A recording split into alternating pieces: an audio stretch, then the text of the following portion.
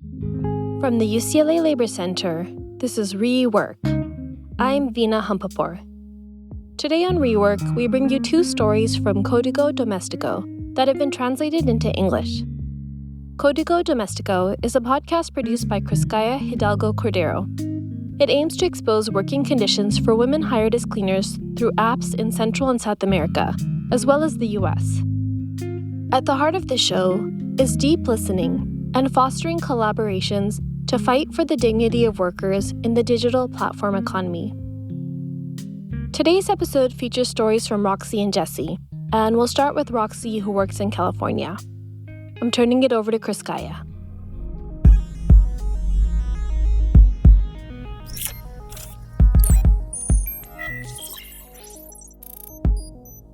Código Doméstico. The first digital platform or app that offered paid domestic work was created in 2008 in Boston. It was initially called Run My Errand and was renamed as TaskRabbit in 2010. It started as a platform to solve urgent needs, based on the idea I will call my neighbor to help me. And today it functions as an online job market where service providers and service seekers meet. If a person posts a need called a task, TaskRabbit sends 3 bidders for that service based on its algorithm.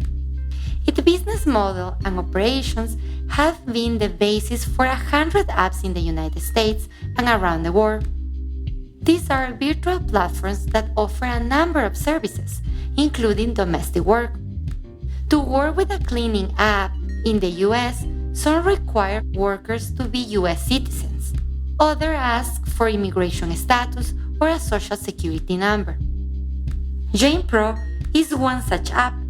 It's one of the largest cleaning and disinfection franchise in the country.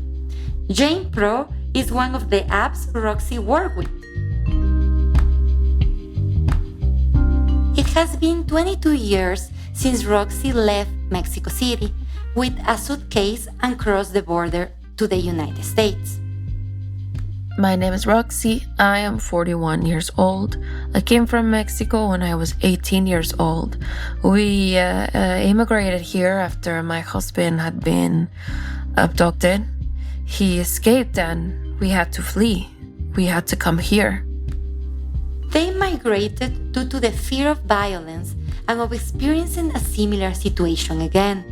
They came to California and made Los Angeles their new home. Roxy has a 21-year-old daughter and 18-year-old twins. She's still fighting to adjust her immigration status.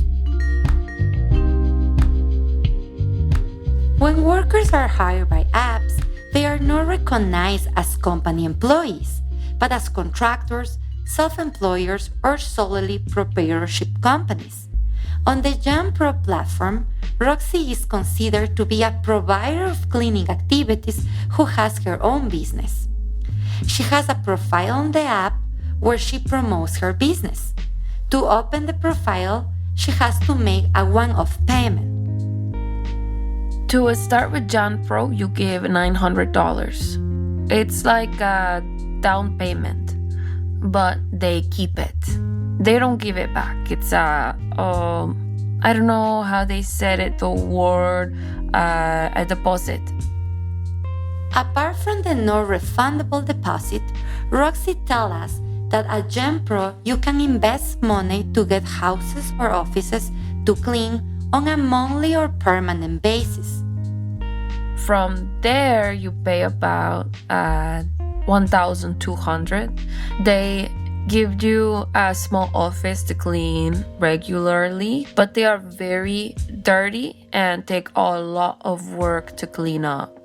And they end up changing cleaning companies anyway, because workers are unable to clean the spaces fully, or because they don't want to pay much for cleaning, because when they pay through a platform, they pay more than paying you directly for the work. It has advantages and disadvantages, but they do have a lot of work. They say you can go up to $50,000 to bid for a better job with JanPro, but who is going to risk that much money? And you don't have that much money to do that either. You can lose the steady work because sometimes the manager is changed. It happened to me in an office where we were all set up. It's always my sister who helps me clean, my sister-in-law, my other sister, my husband, me, my children. So it's not much, and I try to keep everything clean and tidy, but sometimes when someone arrives, a manager who has an acquaintance or someone who doesn't like you because you are Hispanic, so they change, and then you lose the office and you lose the $1,200, the sum that you have invested, but a minimum of $1,200. Many of the offices Roxy competes for in JanPro are large, sometimes multi-store sites. So if Roxy wins that bid, she has to hire more people.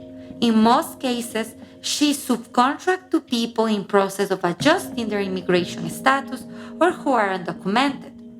This includes her family, her acquaintances, and people in her community. This is a widespread practice among migrant women workers, a practice of solidarity. However, because of JanPro's residency and citizenship requirements for workers, she's taking a risk hiring in this way. When you sign these contracts, they say that you have to prove that what it says there is true, and that if you need to hire people to help you, they have to be legally in this country. So you get in trouble if it's not true. When they ask me for workers, I have to put the name of the employee who's going to go, the telephone number. It's no longer just my information, it's that of the people I am sending to work in that office or place. Since the beginning of the 21st century, there has been a huge demand from the global north for care workers from the global south, mainly women.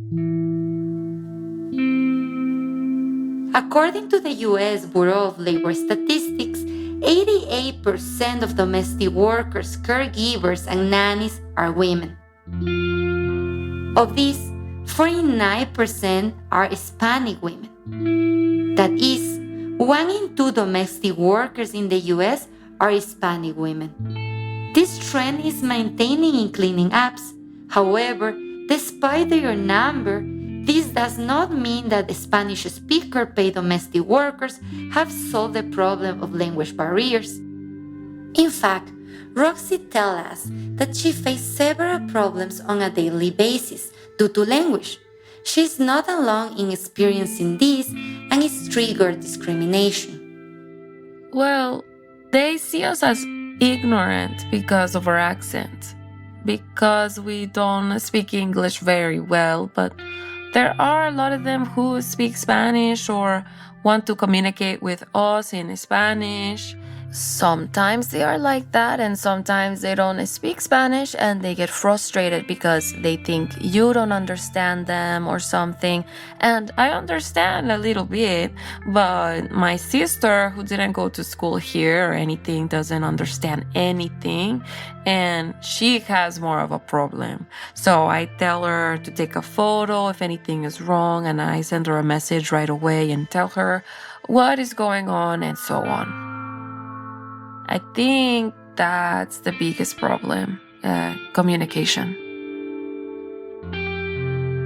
The presence and growth of digital platforms for care work and domestic services are the result of social, political, and economic factors, as well as the emergence of new digital infrastructures seeking to profit from and manage domestic labor in all its forms.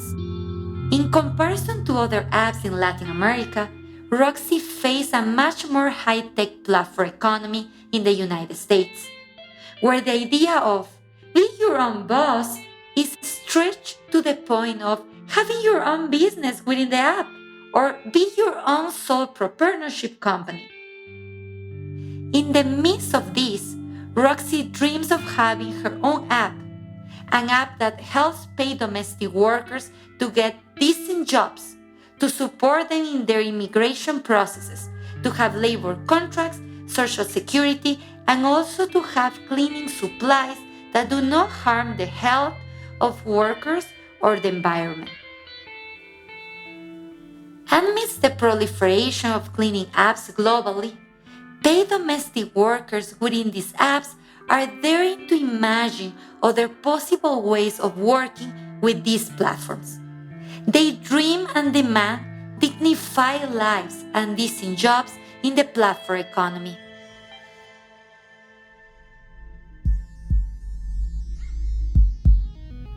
Hi there, Vina again. Next, we'll hear Jessi's story from Brazil. Código Doméstico. São Paulo is a city located in southeastern Brazil. It's one of the main financial centers in the region, and it's the city with the largest population in Latin America. Brazilians call it the city that never stops. São Paulo is also the richest city in Latin America with the most billionaires. However, this wealth stand in stark contrast to thousands of people who find themselves living in extreme poverty.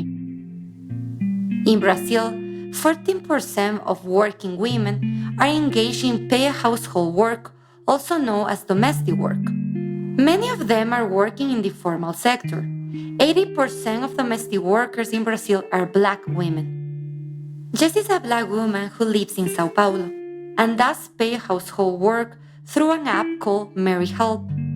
Jessi is 24 years old and lives in a favela in the outskirts of Sao Paulo, in Freguesia do O, one of the oldest neighborhoods in the city.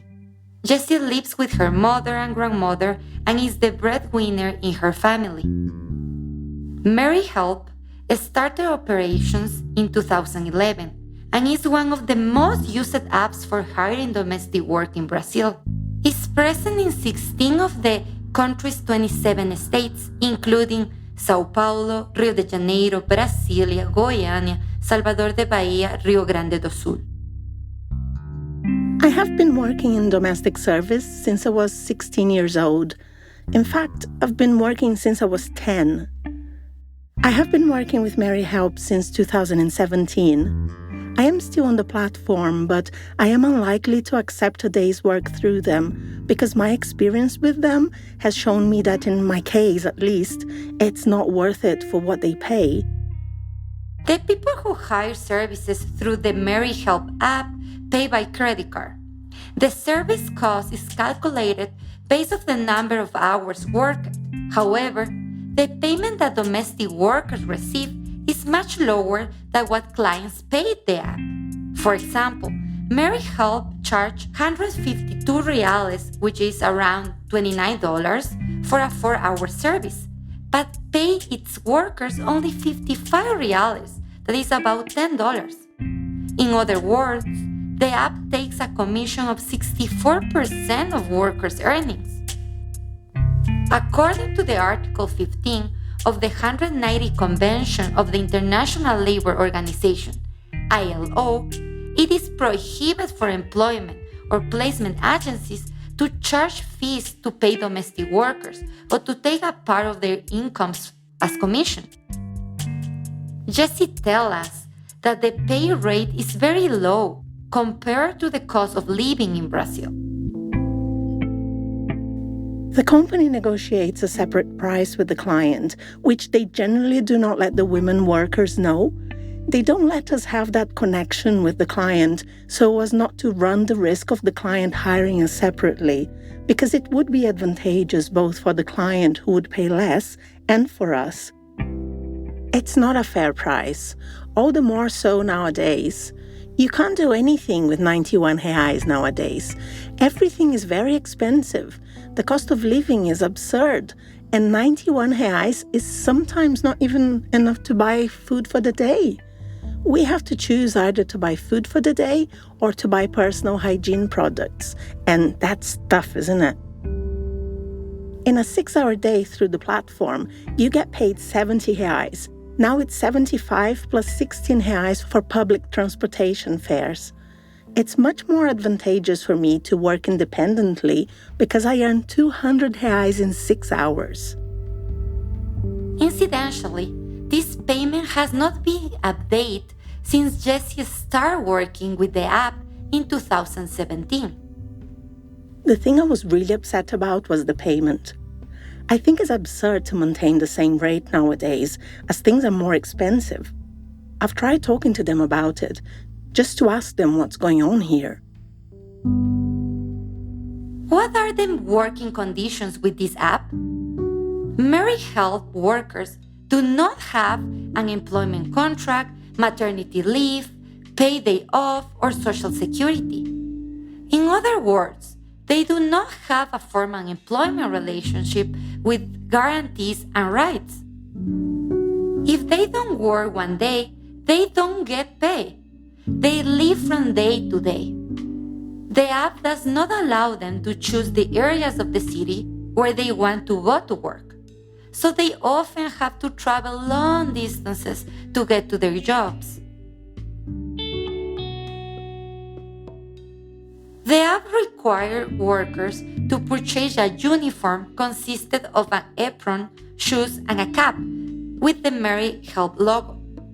The cost of this uniform is deducted from the weekly pay that workers receive, depending on the hours they have worked. Whenever they go on duty, they must wear the uniform. Jessi says that this is a form of free publicity for the company. The company offers you a uniform, special non-slip shoes, and an apron and a cap. However, it is the worker who pays. The worker is forced to use. She needs to use the uniform because the company won't let the professional work happen without being identified by the name of the platform. They want us to advertise for them. We don't even have our name on our apron. It's not our name, it's the company contact. It's just the logo and their name. The app can block or close the profiles of paid domestic workers without explaining the reasons for blocking them. Sometimes they can be blocked for a week at a time. Married Help temporarily or permanently takes away their source of work in a totally arbitrary manner. I have already spent a week blocked from working on the app. I did not receive any kind of work. It was like a penance, a punishment. When I was blocked for a week, which I couldn't believe, I questioned them because I was a very sought-after worker in the company. They told me that it was a slow week, but I had been in contact with other workers and they told me the exact opposite. So I think this is exactly the way they shamelessly punish the worker, so as not to run any kind of risk. They don't make it clear. They just tell you that you don't have any work. And if you only have that platform as a means of employment, you don't work.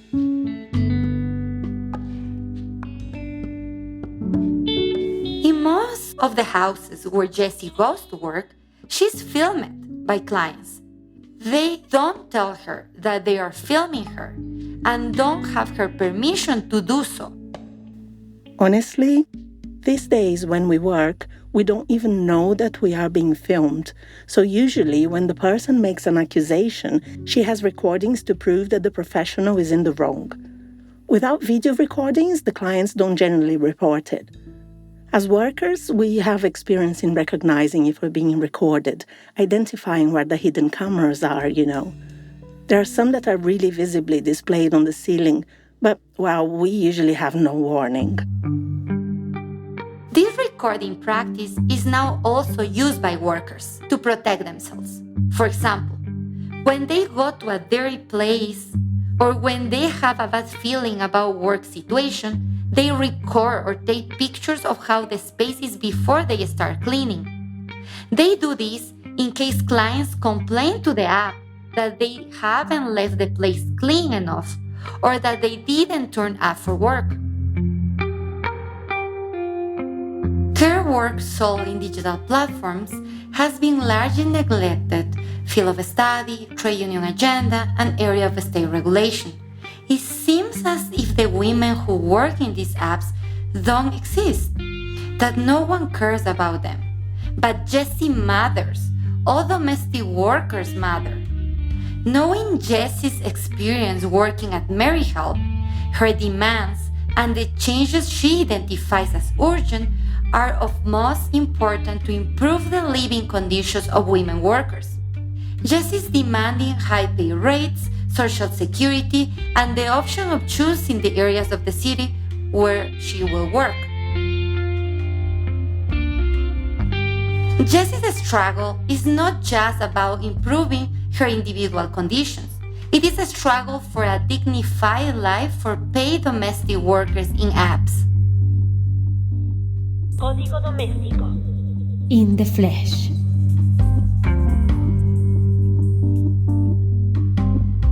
Next time on Rework, we'll bring you 2 more stories from Código Doméstico. You'll hear from Paula, who works in Colombia, and Giselle, who's in Mexico. Many thanks to Kruskaya for bringing these stories to Rework. The original version of Código Doméstico was produced back in 2022 in Spanish and Portuguese by Kruskaya Hidalgo Cordero as part of the Atlantic Fellowship for Social and Economic Equity at the London School of Economics and Political Sciences. It was co-produced by Ana Cisneros with illustrations by Melissa Mejia. You can find the original podcast episodes and related research at codigodomestico.com or see our show notes for the Spotify link. This episode of Rework was produced by Kruskaya Hidalgo Cordero, Vina Hampapur, and Saba Wahid. Mixing by Aaron Dalton. Roxy was voiced in English by Yolanda Arroyo, and Jessi was voiced by Susie Valerio. Till next time, rethink, rework.